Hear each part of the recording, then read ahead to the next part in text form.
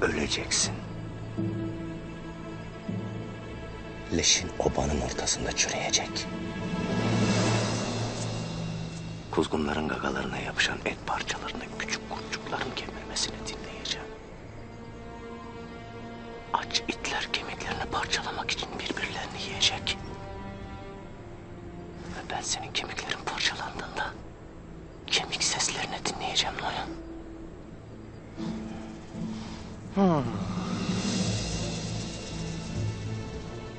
Ah Ataşlı olana. Dur bakalım. Çıkmadık candan umut kesilmezmiş. Bu öyle bir savaş ki... senin gibi öküz güden bir çobanın anlayacağı işler değil bunlar. Kendin kadar Ataşlı avradın Gökçe'yle oynaşmaya benzemez bu işler.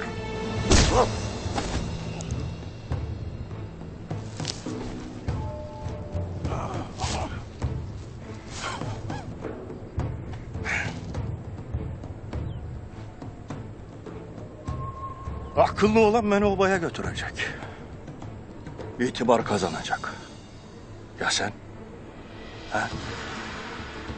Şerefini, onurunu, obanı, her şeyini kaybedeceksin. Yakında babanın otağını da senden alacaklar. Sen sadece Ateşli avradının oyuncağı olacaksın.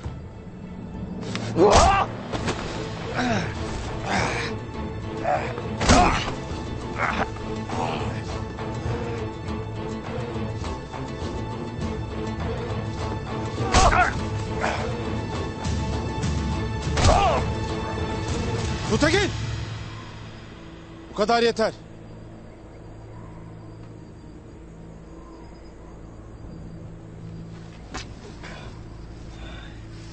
Alpler! Alın bunu buradan. Atımın terkisine bağlayın. Tez yola düşeceğiz.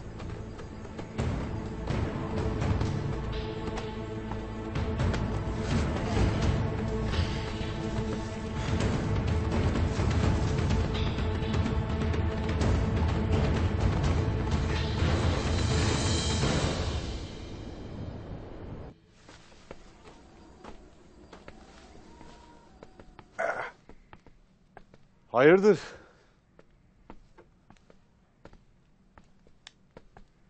Maşallah. Ayağın iyice iyileşmiş ağabey. Artuk Bey'in verdiği ilaçlar iyi geldi. Deyin hele. Hangi deli fırtına sürükledi sizi buraya? Haymi. İyice delirmiş. Mühür yüzünden otağa giren çıkan kim varsa sorguya yatırmış. Dahası Korkut da kardeşine hak verir. Bu mühür başımıza dert olacak dediydim baba. O mührün bizde olduğu ortaya çıkarsa...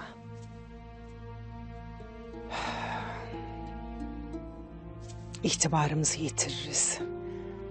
Dahası hırsızlıkla suçlanırız. Senin uç beyliği de hayal olur ağabey. Gayrı Korkut'un kara toprağa girme vakti gelmiştir Aytun. Lakin oğlunu evlendirmeden ölmemeli. Onu iyice mecalsiz bırakacağım. Düğünden önce ölürse uç beyliği işi uzar Aytun. Oğlu gerdekte oynaşırken ölecek ki... biz de beyliğimiz için gereğini yapalım. Mühür ne olacak baba?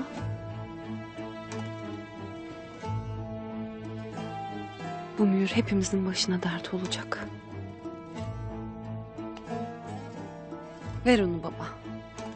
Hı? Ver de yolumuza bakalım artık.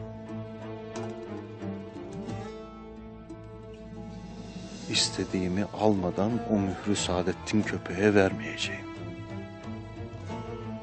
İşin sonuna geldik gayrı.